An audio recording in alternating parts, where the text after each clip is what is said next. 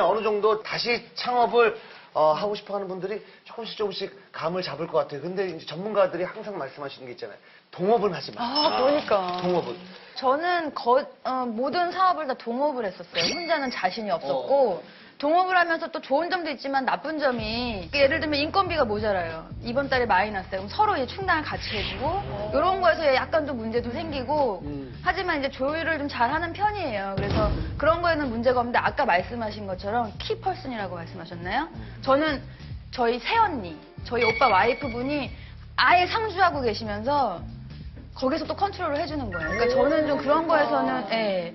근데 믿을 만한 분이 꼭 한 분은 계셔야 하지 않나. 진짜 그 믿을 만한 사람이 제대로 딱 옆에 있으면 참 좋은데 그 샘 해밀턴은 어때요? 지금 동업자와 관계가? 한국 사람인데요. 지금 안지 15년 넘었어요. 굉장히 친한데요.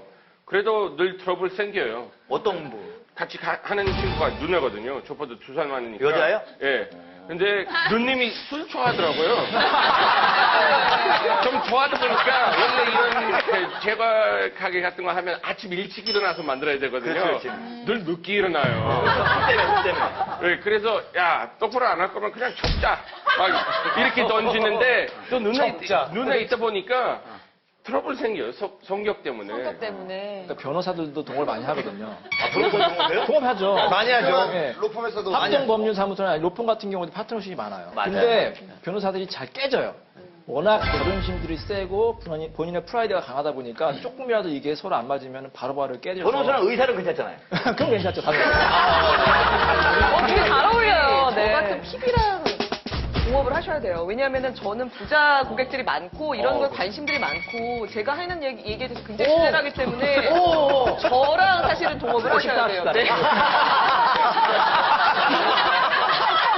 근데 동업을 할 때는 너무 친한 분하고 하는 건 진짜 아닌 것 같아요. 의상에 또 오히려. 네, 또. 진짜 그건 아닌 것 같고 아예 1과 1로 딱 만날 수 있는 그런 사업 파트너가 필요한 거지. 너무 막 동업이 이게 장사가 잘 돼도 돈 때문에 그렇고 장사가 또 안 돼도 서로 안 되면 서로 니 탓 내 탓 한다니까. 아는 분하고 하면 안 된다고 그랬는데 그럴 때 제일 문제가 되는 게 아는 사람하고 하다 보니까 제대로 된 계약서를 안 만들고 하는 경우가 상당히 많습니다. 그래서 그럴 때 이런 이인철 변호사가 굉장히 필요합니다.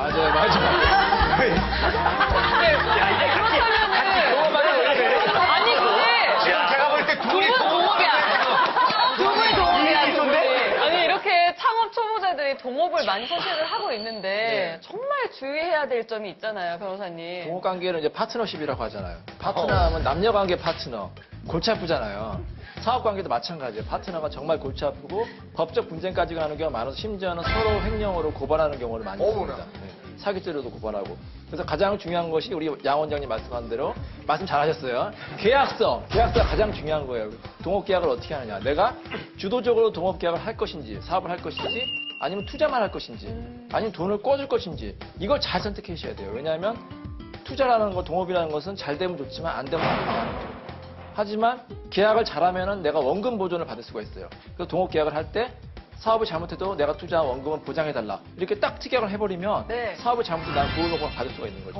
그리고 동업 계약할 때 그 계약 내용이 중요한데 반드시 동업 기간이라든지 아니면 수익이나 손실의 배분 관계라든지 나중에 탈퇴할 때, 양도할 때 이런 법률 관계를 명확하게 기재를 하시는 게 좋습니다. 그 세계의 성공적인 기업들, 마이크로소프트나 애플 같은 경우에도 굉장히 동업을 해가지고 성공한 기업들이거든요. 근데 우리나라 같은 경우 유별나게 동업을 싫어하는 경우가 많습니다. 왜냐면 그렇네요.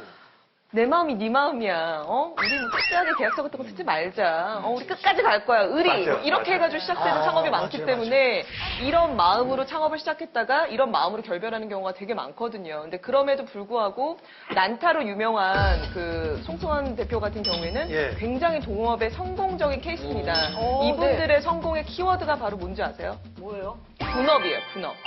명확하게 송승환 대표 같은 경우에는 기획, 제작에만 몰두를 했고요. 같이 하시는 이강호 대표 같은 경우에는 관리, 뭐 예산 이런 부분들을 분업이 돼 있어가지고 제가 조언해드리고 싶은 그 얘기는 동업을 할 때는 나랑 굉장히 다른 사람하고 동업을 해라.